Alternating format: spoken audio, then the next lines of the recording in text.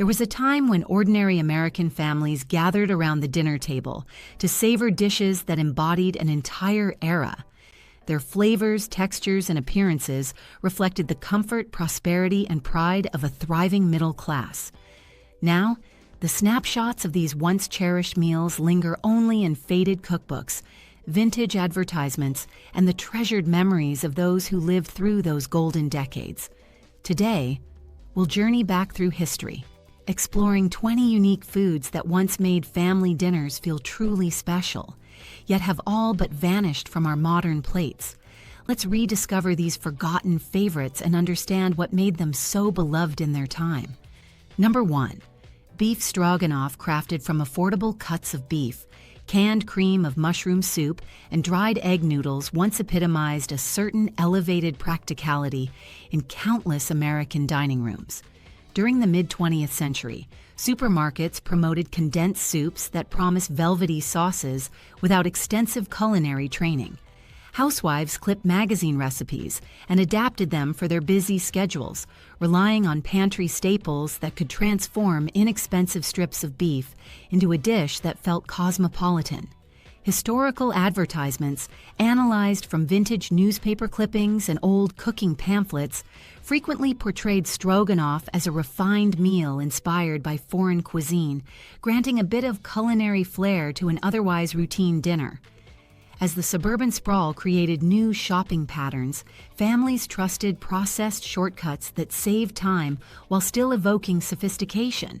However, with the later rise of fresh ingredients, widely available ethnic grocery items, and an increased focus on health and authenticity, the original shortcuts, canned soup and flavor-diluted beef, no longer satisfied evolving tastes. Over 200 references from cooking forums, scanned mid-century cookbooks, and televised cooking segments show that consumers slowly moved away from overly processed versions.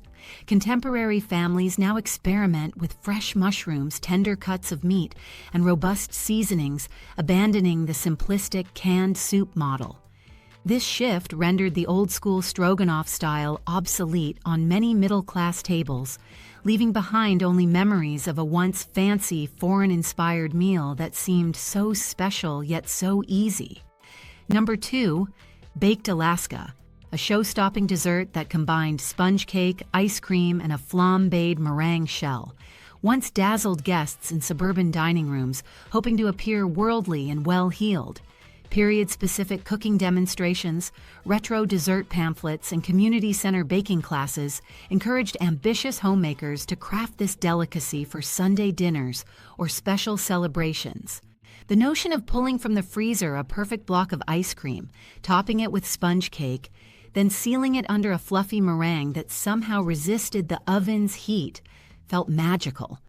Popular magazines from the 1960s praised the technical bravura it required, suggesting that mastering baked Alaska placed you among the culinary elite.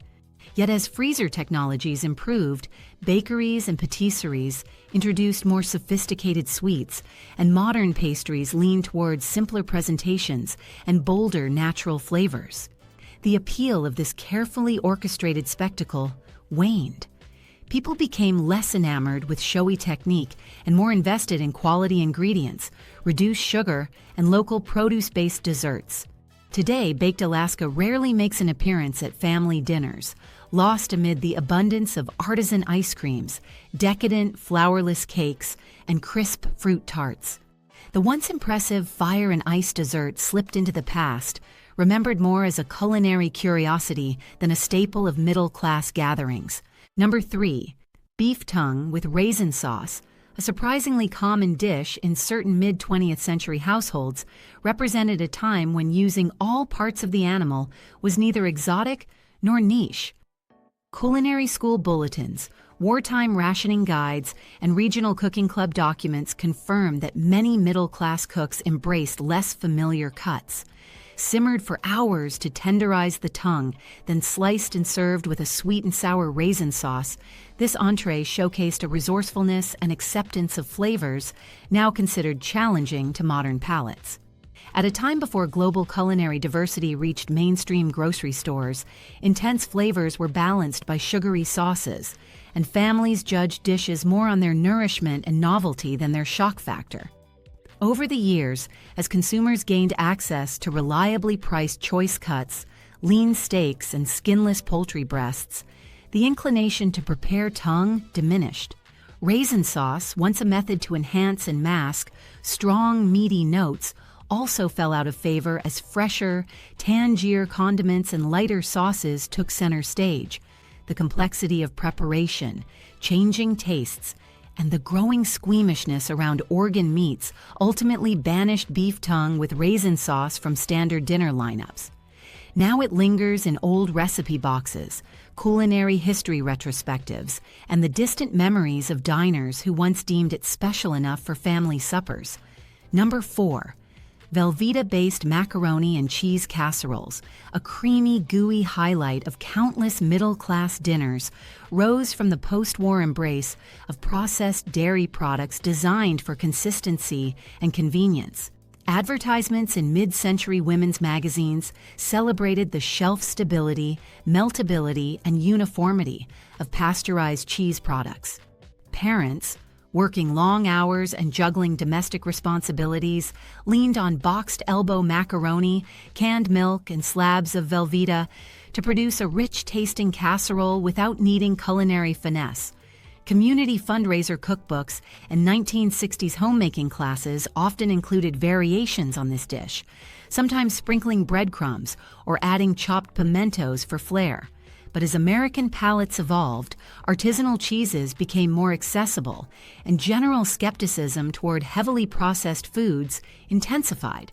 Many now prefer small-batch cheddar, Gruyere, or even plant-based alternatives. Velveeta's artificial smoothness now seems less appealing compared to real dairy complexity. The once ubiquitous macaroni and cheese casserole that symbolized comforting uniformity gradually slipped into the background, replaced by homemade bechamel sauces or gourmet mac and cheese variants that celebrate authenticity over convenience. Number 5. Swedish meatballs served as a savory dinner entree rather than just cocktail party fare, reflect a past era when foods perceived as international lent cachet to average kitchens. Glossy mid-century recipe cards and community cooking demonstrations instructed families to craft these tiny, spiced meatballs coated in a creamy gravy, often spooned over egg noodles or rice. The Scandinavian mystique surrounding them appealed to families eager to taste something fancy yet accessible. Frozen versions and canned gravy bases appeared in supermarkets, enabling even less experienced cooks to impress guests. But as cultural exchange broadened and truly international cuisines found their way onto American plates, from bold Southeast Asian spices to Mediterranean fresh herbs, Swedish meatballs lost their exotic sheen. People no longer needed to settle for a diluted sense of foreign flavors.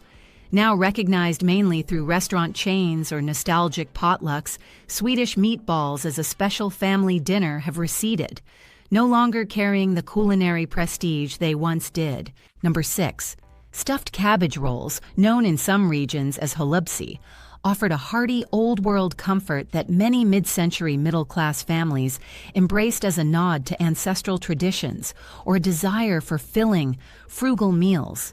Consisting of cabbage leaves wrapped around a mix of ground meat, rice, and onions, then simmered in tomato sauce, these rolls appeared in various community cookbooks, blending Eastern European heritage dishes into the American mainstream. Grocery store expansions in the 1950s and 1960s made cabbage and ground beef reliable, affordable staples.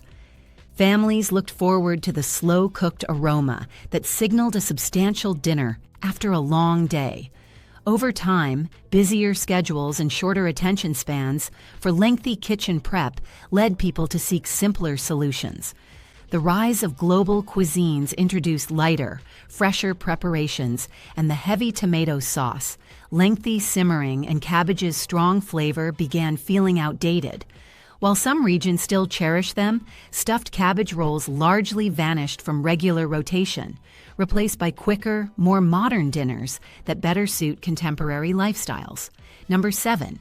Chicken tetrazzini, combining diced poultry with spaghetti, mushrooms, and a creamy wine-infused sauce, once symbolized culinary refinement in suburban homes.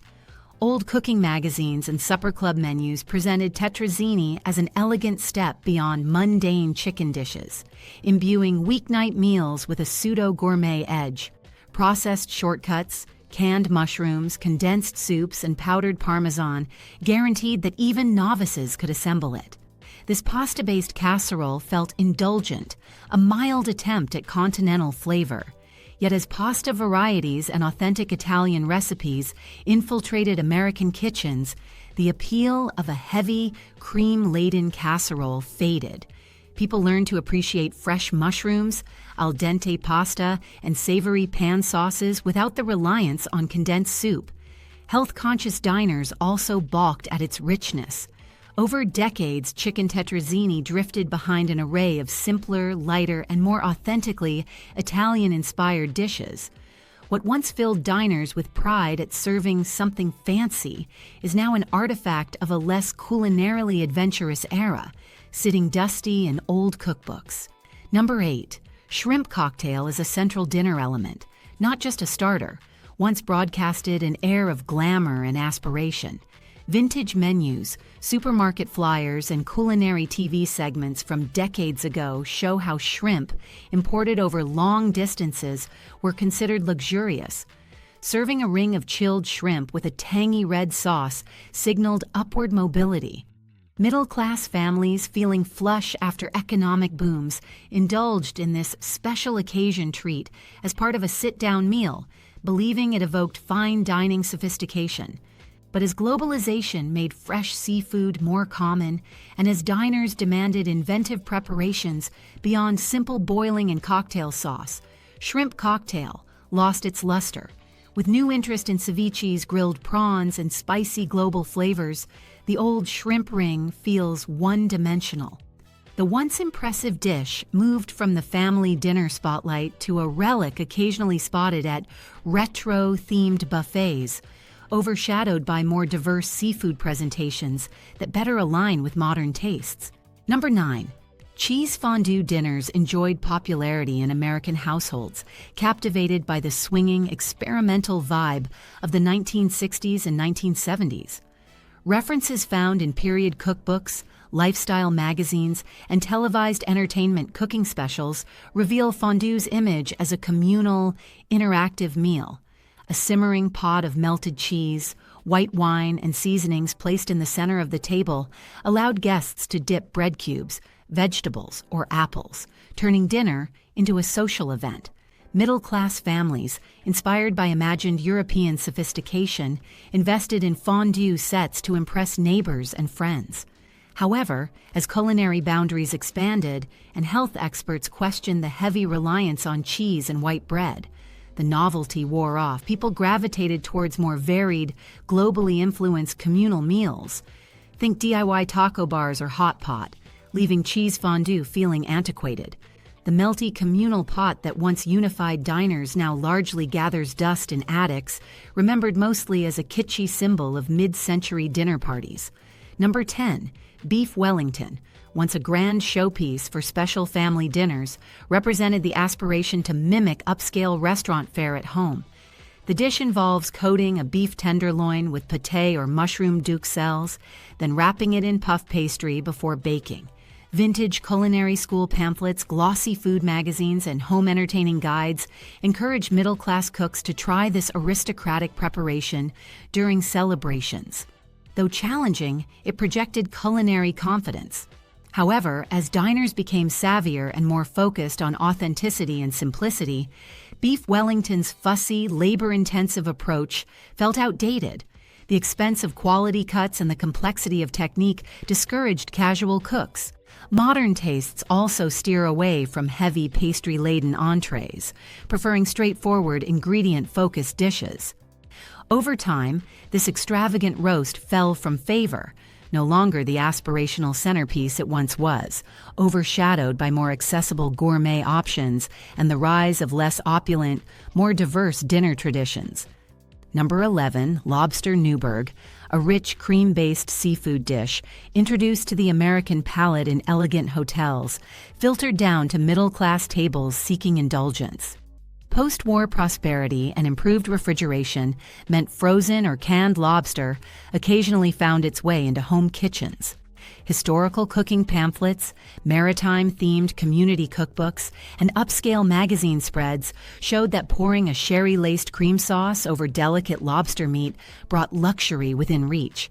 Yet as American consumers gained access to fresher seafood and embraced lighter, purer flavors, the idea of drowning lobster's subtle sweetness in heavy cream and alcohol seemed less appealing.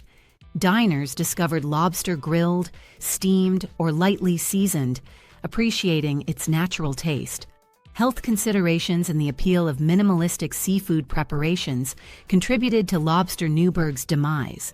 Its old-fashioned richness and complexity no longer align with current trends, relegating it to culinary history rather than everyday dining. Number 12. Baked beans and Frankfurter casserole offered a humble yet comforting evening meal. In the mid-20th century, simple dishes bridging processed meats and canned legumes appealed to busy families looking for a hearty dinner. Ads in grocery flyers, early television cooking shows, and corporate recipe booklets boasted that combining hot dogs, sweetened baked beans, and maybe a hint of brown sugar or mustard created a reliable, kid-friendly meal. This frugal yet flavorful mix satisfied diners not yet accustomed to today's wide flavor palette. Over time, consumers demanded leaner proteins, more vegetables, and bolder global seasonings. Hot dogs and sugary beans seemed too basic and nutritionally unbalanced. With wider access to fresh produce and a host of quick, healthy recipes, the old casserole lost its spot at the family table. It remains a nostalgic memory, replaced by balanced dishes and more sophisticated comfort foods. Number 13, mock apple pie made from Ritz crackers, cinnamon, and sugar exemplifies the ingenuity once treasured in American kitchens.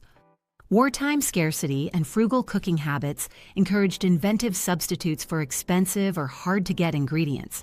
By the 1950s and 1960s, this pie appeared in local fundraiser cookbooks and homemaking magazines, wowing guests who marveled at how buttery crackers could mimic apples in texture and flavor. The novelty of tricking diners became part of the fun. However, as fresh produce became reliable and inexpensive, and as a growing preference for authentic flavors took hold, the allure of an ersatz apple dessert waned. People now favor real fruits from farmers' markets or orchards, appreciating the genuine taste of seasonal ingredients. With culinary authenticity prized over clever illusions, the cracker-based confection retreated into culinary lore. Number 14. Canned spaghetti and meatballs served as a quick dinner solution for overworked parents and finicky children.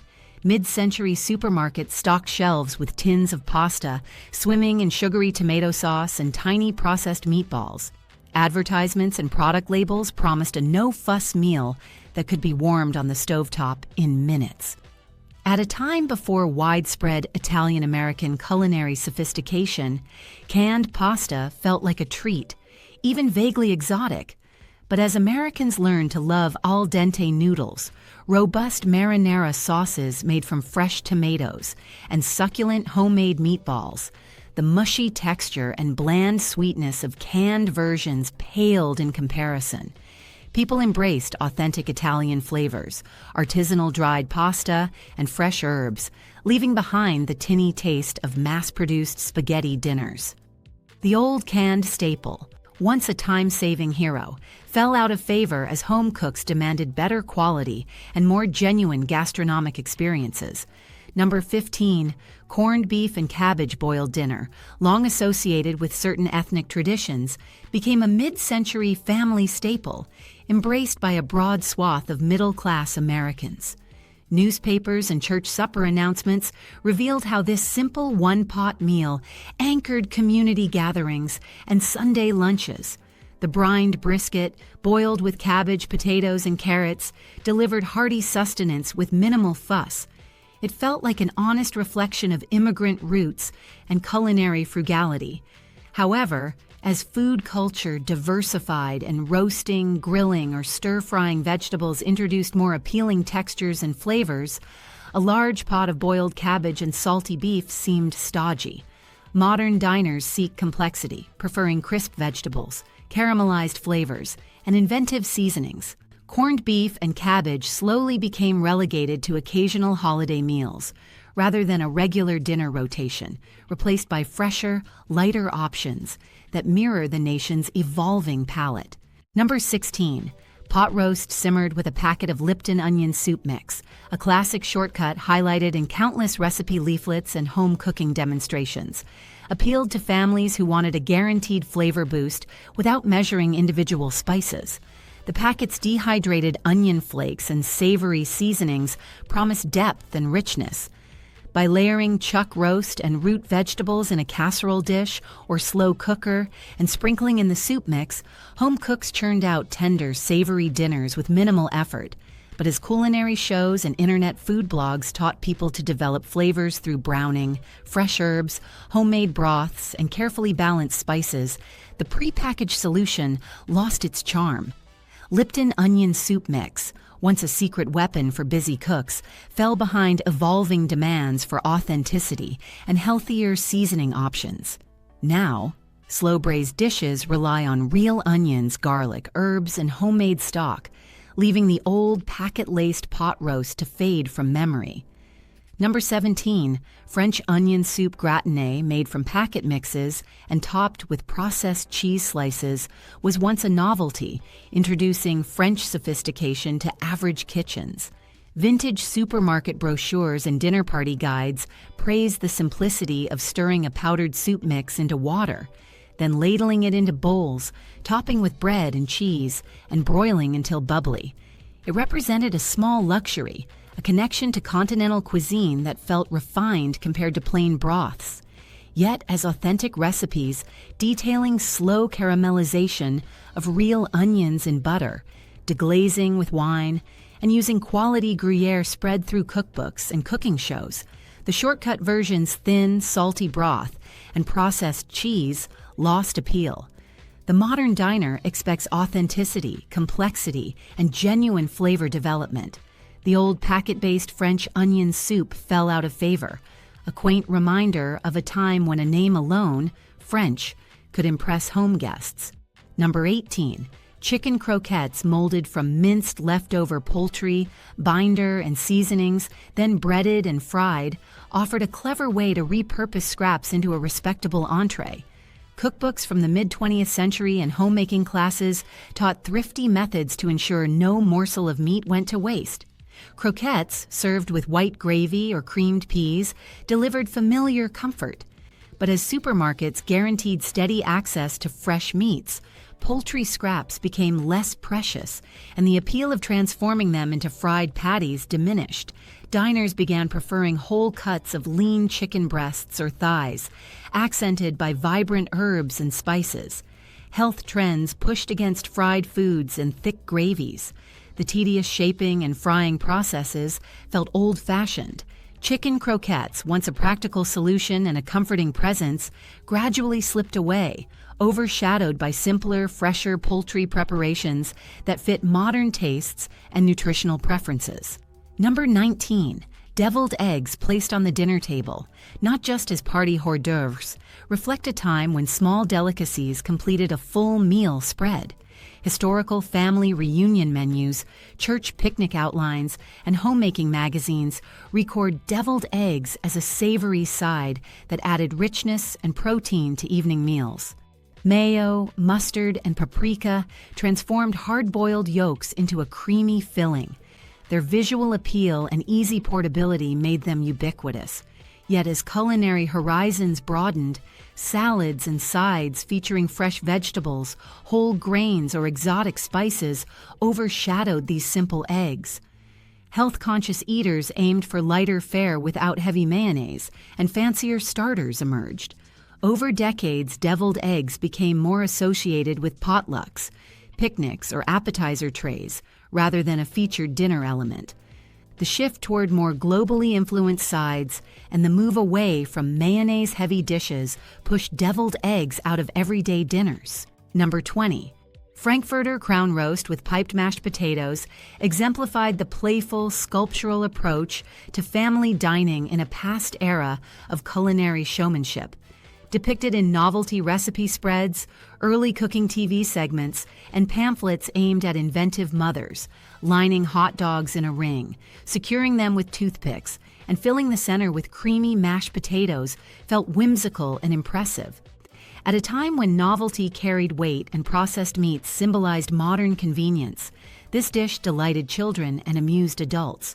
But as tastes advanced, processed frankfurters arranged in decorative patterns lost their charm. Greater awareness of nutrition, interest in diverse protein sources, and the desire for more natural presentations led diners away from these playful constructs. The Frankfurter crown roast, once a quirky way to transform cheap sausages into a special dinner, faded as families embraced more authentic flavors, fresh ingredients, and less contrived presentations. Now it remains a curious relic, evidence of how far American middle-class dinners have evolved from their once kitschy, convenience-driven roots.